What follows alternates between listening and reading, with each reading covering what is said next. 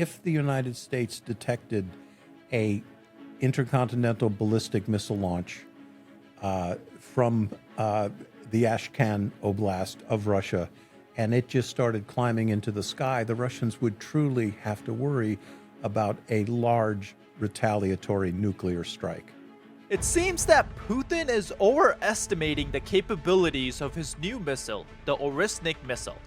Soon after Russia launched its new ballistic missile against Ukraine, this is what Russian state TV was showing.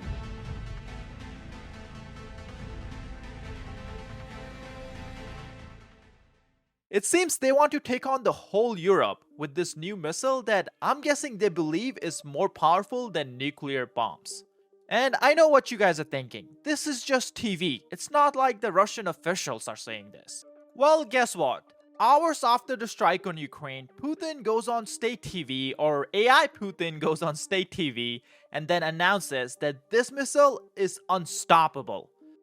No countries has the means to stop these missiles, and in fact, Russia is entitled to strike any military facilities of any country that allow the use of their weapons against Russian facilities. These were Putin's words, not mine. It seems he's ready to start a World War III because he thinks he has a missile that can take on the whole world. But it's not entirely true. In fact, Ukraine itself said that they were able to take down some of the warheads from this missile that Putin is bragging about. So let's listen to none other than the former Navy SEAL Chuck Farr to find out exactly how powerful this missile is and if Putin is really looking to start a World War III with his new weapon. Like always, be sure to hit the like button down below. It helps us out tremendously when making videos about this war.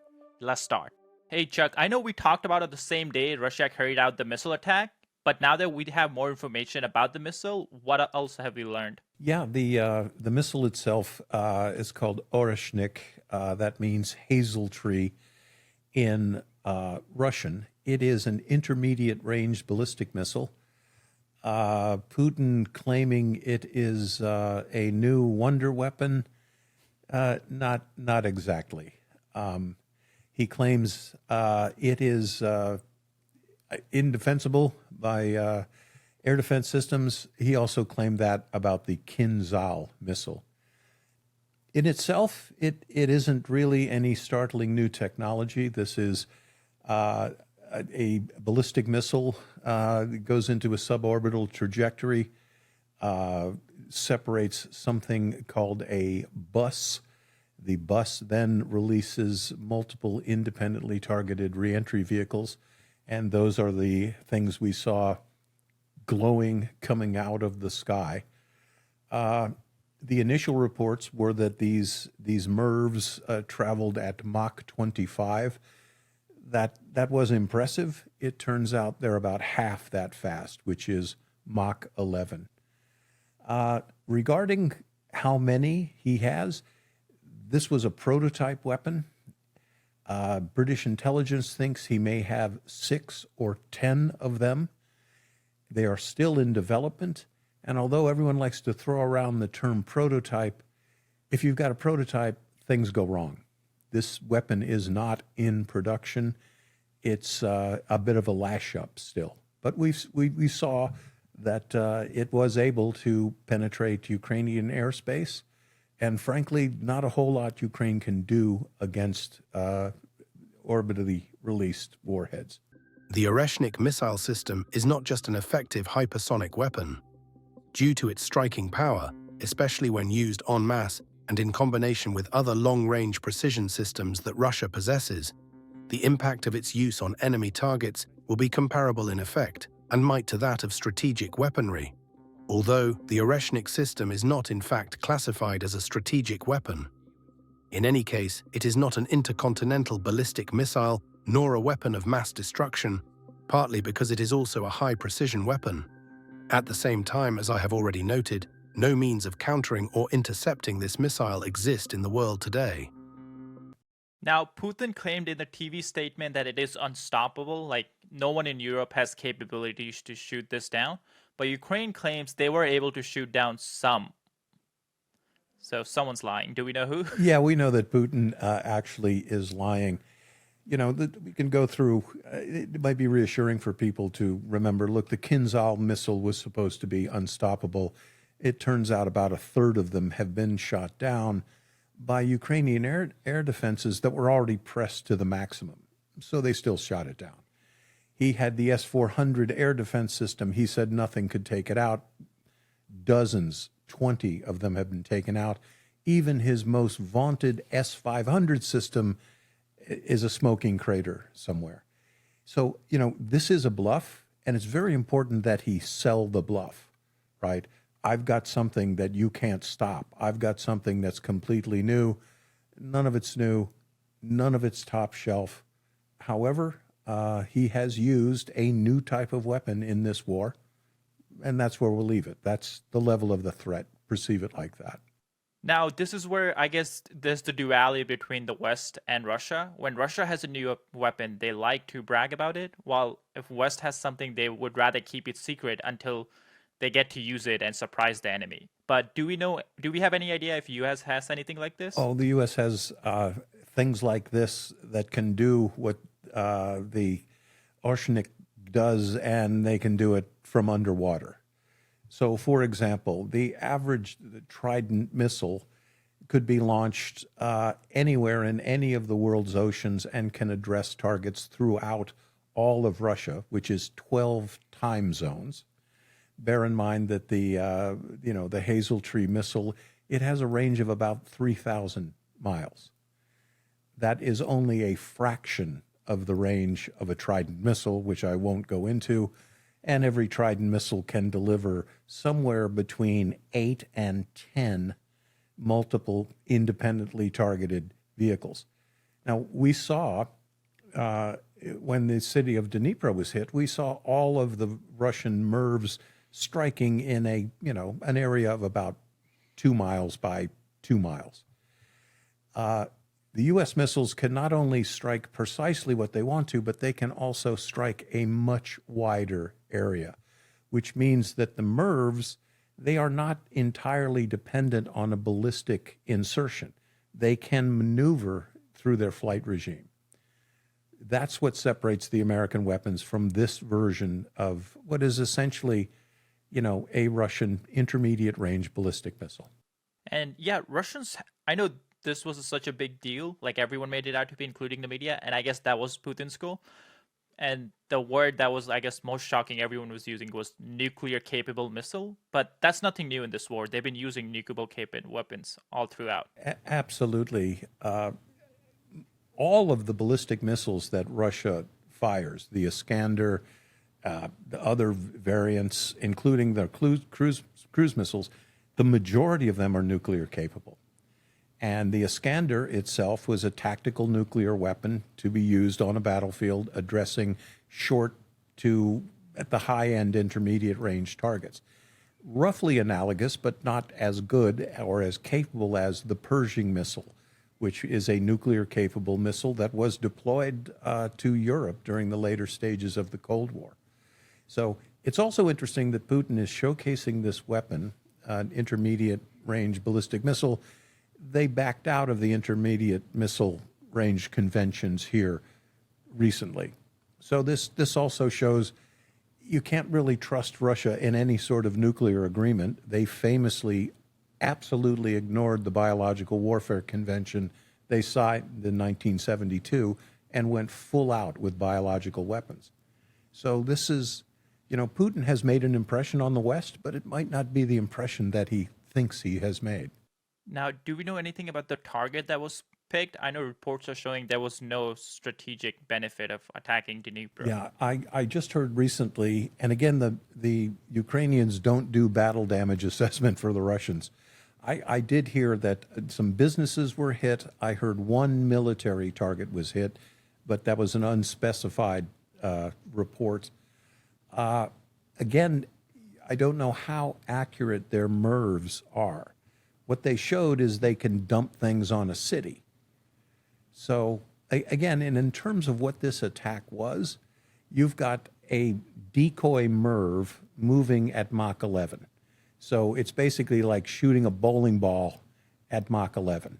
So there weren't even explosive warheads in here. They did some damage, but had he launched 20 Iskanders at Dnipro, they would have done significantly more damage. I can confirm that Russia did launch an experimental intermediate-range ballistic missile. This IRBM was based on Russia's RS-26 Rubezh intercontinental ballistic missile model.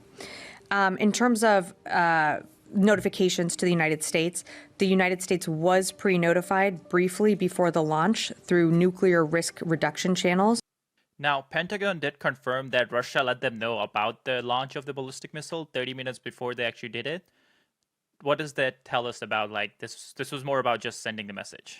Yeah, absolutely. The reason Russia did that, because if the United States detected a intercontinental ballistic missile launch from the Ashkan Oblast of Russia, and it just started climbing into the sky, the Russians would truly have to worry about a large retaliatory nuclear strike. So we see Putin skating around the edge of the pond with his nuclear threats, but he made damn fucking sure that he let the U.S. know that this wasn't a real nuclear-tipped missile. So, also always bear this in mind. Putin flirts with this large-scale war against NATO. Russia has the GDP of Italy. There is no way they could stand one half of a conventional war with NATO. He has to be seen to do something, though, because NATO has crossed every red line he has laid out. And also bear in mind, one of the triggers that he was triggered by, a Storm Shadow missile was fired at a fancy chateau in Kursk that was the operational headquarters for the military operation in Kursk. It apparently killed 500 North Korean soldiers, and it killed the general commanding there, General Olkachuk. So he had to do something, and he did it. This is a guy who doesn't have impulse control, and he doesn't play the game very far ahead. But it's key and critical that he chose to warn the United States so there'd be no misapprehensions, because it was a dangerous thing to do. Let me repeat, the testing of the Oreshnik missile system under combat conditions is being conducted in response to the aggressive actions of NATO countries against Russia. The decision on further deployment of medium and short-range missiles will depend on the actions of the United States and its satellites. Targets for future tests of our newest missile systems will be chosen based on threats to the security of the Russian Federation. We consider ourselves entitled to use our weapons against military facilities of those countries that allow the use of their weapons against our facilities. In the event of an escalation of aggressive actions, we will respond just as decisively and symmetrically. I guess that's a perfect segue, because in the TV statement, he does say that he might target the Poland bases that NATO has. Is there any chance of that? No, there isn't. And the THAAD missile, which is a more capable type of missile than the Patriot, one of the positions in Poland that so offends Putin, there is a U.S. Navy station called Aegis Ashore. It has the sensors and weapons that an Aegis class cruiser has. Aegis cruisers can intercept ballistic missiles. Every time Rocket Man in North Korea fires a missile over Japan, there is an Aegis class cruiser in the Pacific watching that missile. And if it looks like it's going to hit Japan, they will take it out. So that Aegis capability in Poland, which is designed to protect the nation of Poland, and again, this is manned by regular U.S. Navy personnel. It is a U.S. naval station. He can't abide that, because that Aegis Ashore station was one of the stations that detected this launch, did the math, and knew exactly where the missile was going to hit, even before it got to its MIRV bus stage. So Putin doesn't like that, and I hope he gets used to it. YouTube is still not a fan of a lot of topics we cover, and that means the videos get restricted and demonetized. That's why we recently launched memberships and Patreons. This way you guys can support the content we make directly if you're able to. Because we want to continue covering this type of topics even if advertisers don't like it. We like doing it and hopefully you guys like watching it. That's why Patreon and memberships give us a way to continue doing that without worrying about YouTube demonetizing our videos. So if you're interested and you're able to support us, you can do so by joining our Patreon or becoming a member on YouTube. The QR codes will be on the screen and the links in the description. Your support is greatly appreciated. Last month, Russia sent multiple drones into NATO territory. Then it attacked and destroyed a Turkish grain ship in Romanian waters. That means it attacked a NATO member ship in another NATO member's water. Fortunately for Putin, the attack took place in Romania's economic zone and not its territorial waters. Otherwise, it would likely have triggered NATO's Article 5. Now, any one of these incidents alone could be argued as a mistake, but when you put all of them together, it seems like Putin's either testing NATO's patience or he's hell-bent on picking a war with the alliance. So I guess it would be good to go over NATO's leaked plan in case the alliance does go to war with Russia. In this video, we're going to discuss NATO's war plan, the relationship between NATO and Russia, and the weaknesses of that plan. Topics like this are not very popular with the YouTube algorithm, so sometimes our videos get downvoted and pushed out. You can help us with this by liking and sharing our videos. The fact that a plan exists is not much of a shock. As other superpowers like Russia and North Korea have been building up their war strength, NATO has not sat quietly twiddling its fingers. War plans and contingencies have always been in place, but these plans are about to become reality.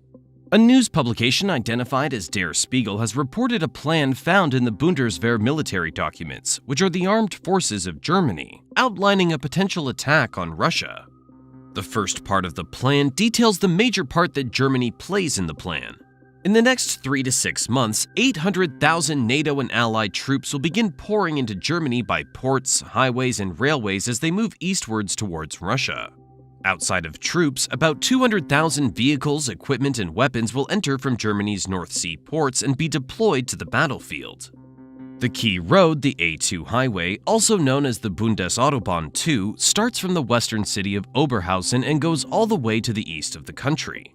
The road provides the shortest and fastest route from west to east, and a lot of NATO's plan is riding on keeping this road functional. This road will be used for mobilization and will lead all the military efforts towards the border. A German Interior Ministry spokesman explained, "It means that many streets and roads as well as the port infrastructure will be used for military purposes, not by civilian transport."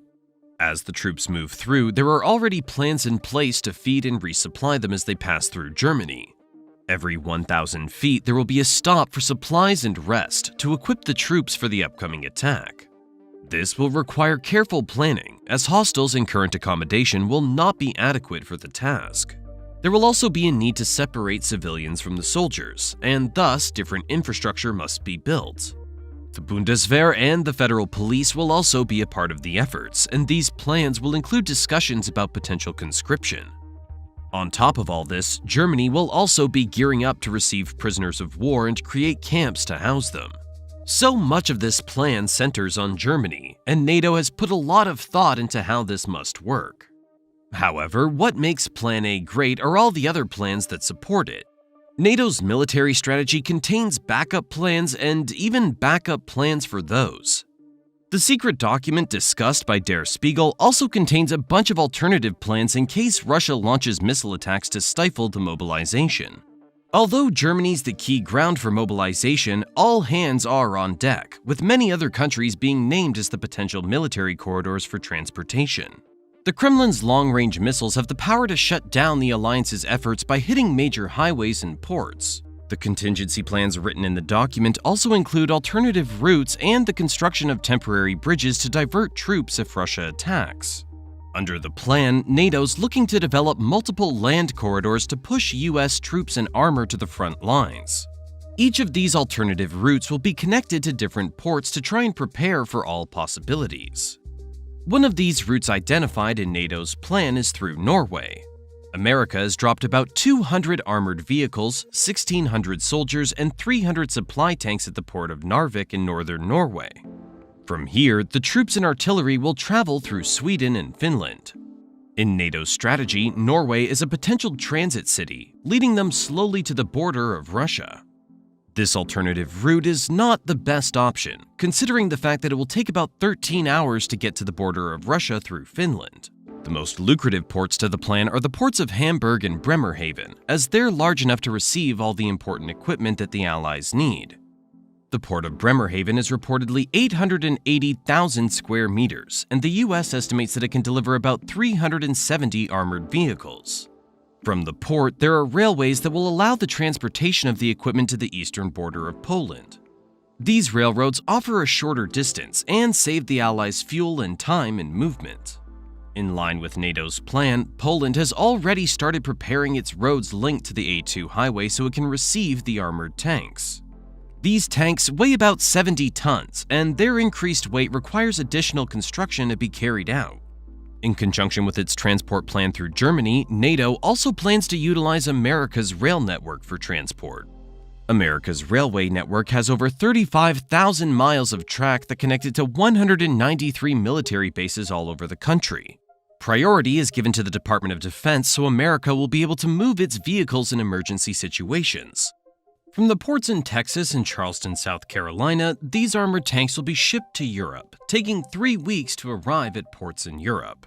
What's more impressive is the massive carriers that transport America's armored vehicles. This special carrier, which is used by a private company called American Roll-On, Roll-Off, transports all these vehicles across the Atlantic and into the hands of European allies, so they can be transported to the border of Russia. The carrier is able to carry 1,333 vehicles, which can equip a whole brigade combat team.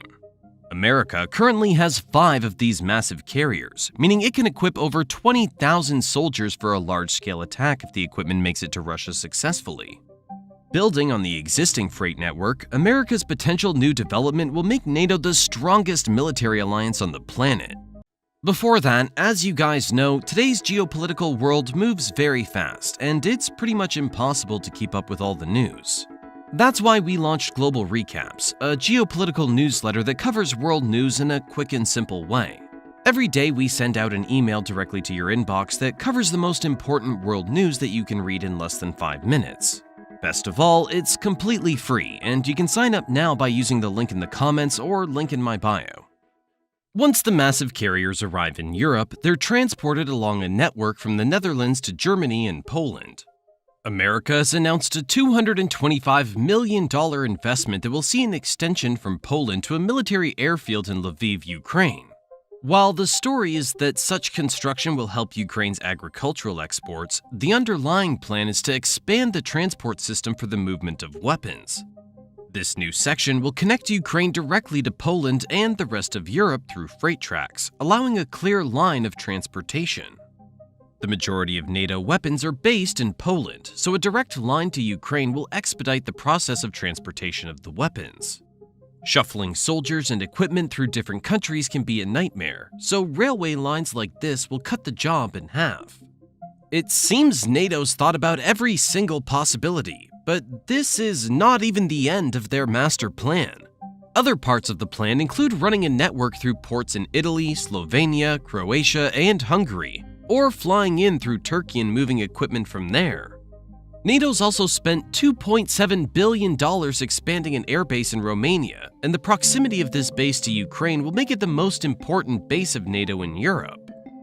The base will have additional runways and will allow airlift of troops and equipment. This expansion will also allow NATO to house 10,000 personnel. Once completed, it will cover 7,413 acres and have a total perimeter of 19 miles. While this is an exciting project, the airlift option is right at the bottom of the plans because of how limiting it is to carry cargo in the air. Trying to wrap your head around all the different avenues for attack and transportation could cause your head to spin. NATO has plans in the air, on the ground, and for the water.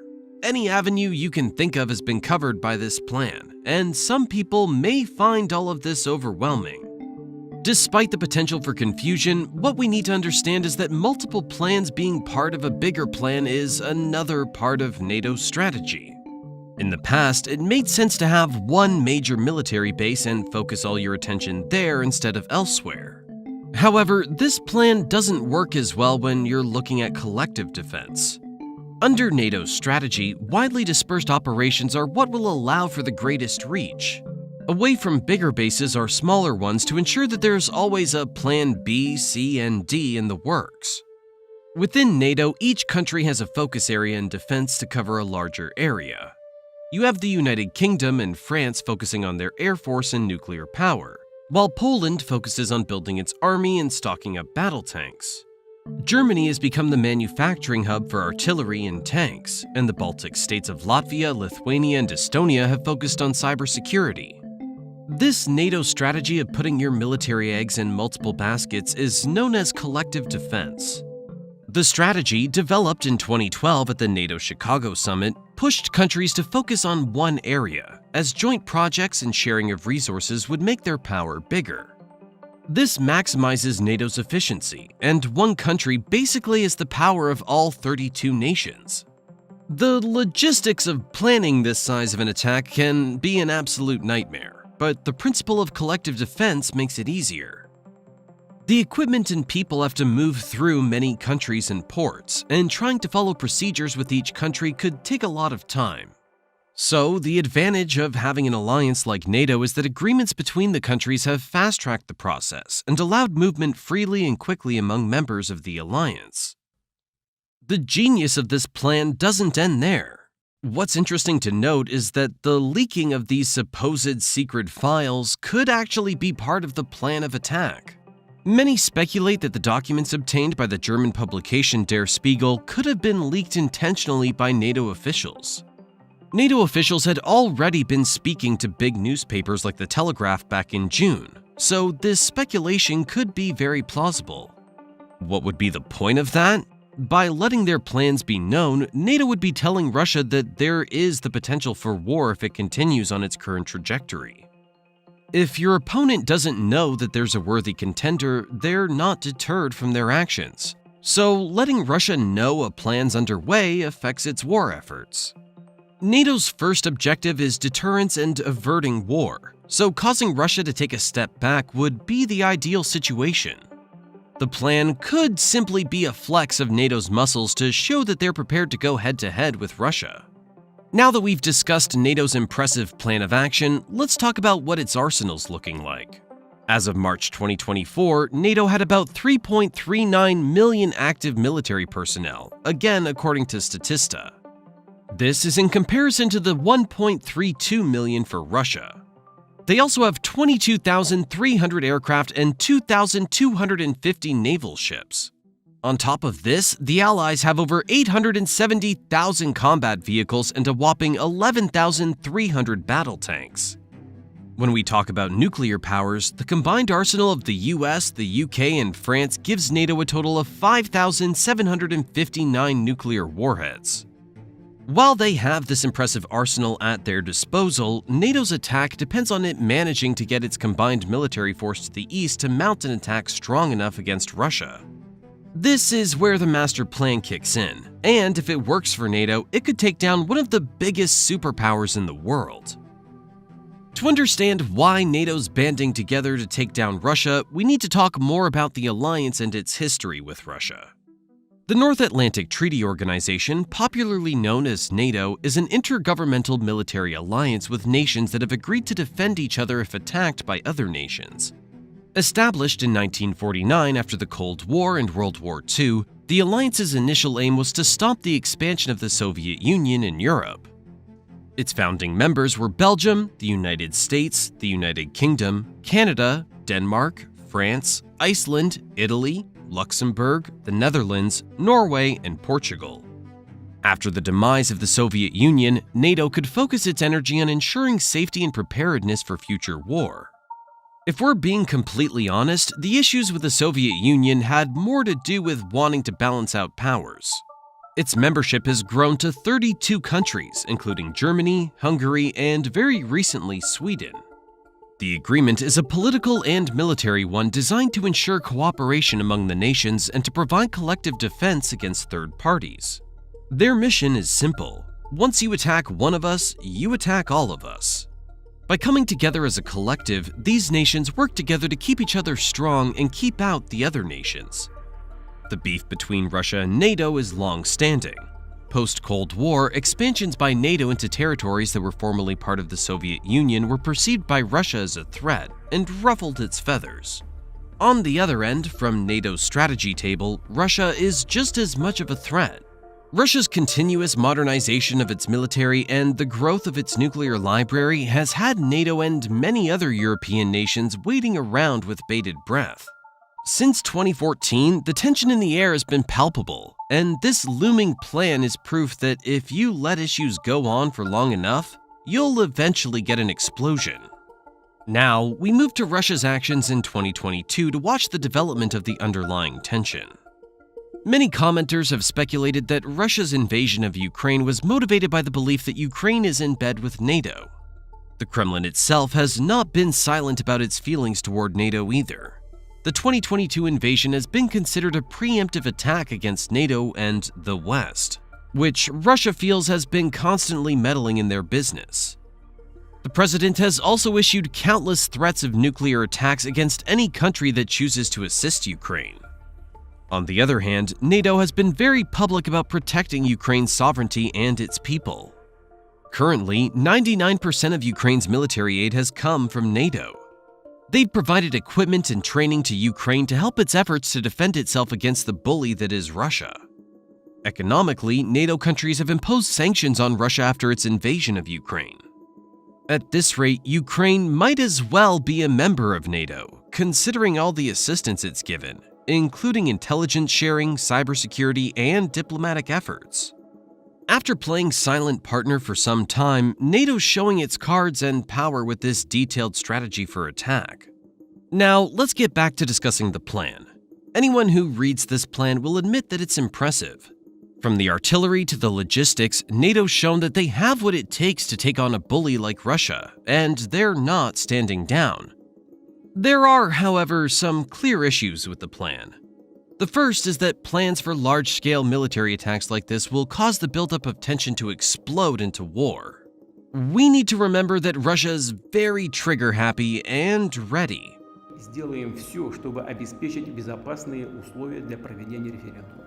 Для того, чтобы люди могли выразить свою волю.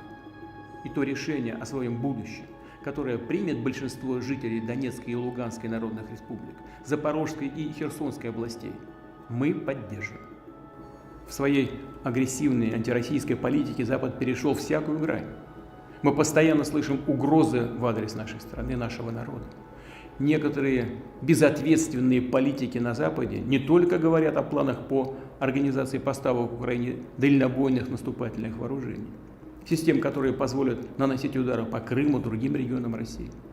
Такие террористические удары, в том числе с использованием западного оружия, уже наносятся по приграничным населенным пунктам Белгородской и Курской областей. В ход пошел и ядерный шантаж. Речь идет не только о поощряемых Западом обстрелах Запорожской атомной электростанции, что грозит атомной катастрофой, но и о высказываниях некоторых высокопоставленных представителей ведущих государств НАТО о возможности и допустимости применения против России оружия массового поражения, ядерного оружия.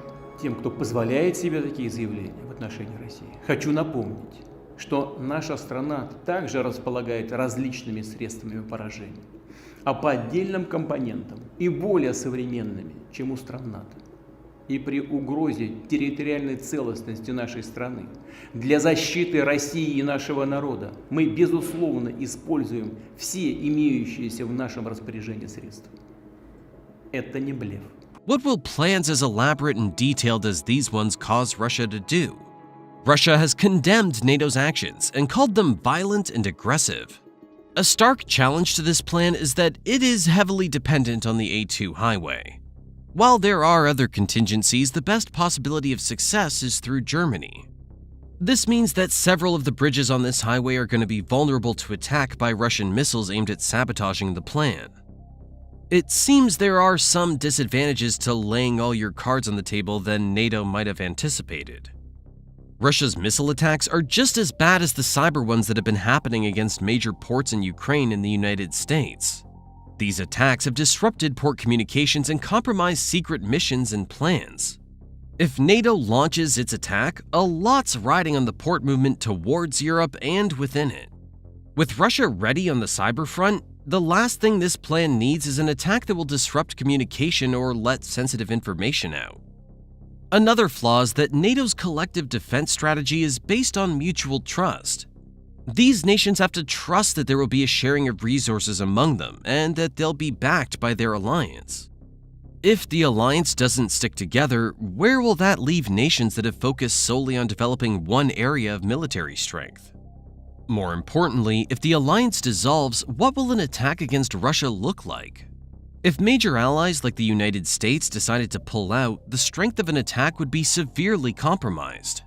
Each member has to be on the same page in order for this to work, and getting 32 nations to all agree and work together could be difficult. What the future holds for this leg of the Russia-Ukraine war remains to be seen. There are many moving parts to a potential successful attack on Russia, which makes the possibility of peace difficult. While many people are happy to see some military response finally kicking in, many people are afraid of the potential for World War III. If this plan is actually executed, we could be looking at another great global catastrophe that will shake the world for decades to come.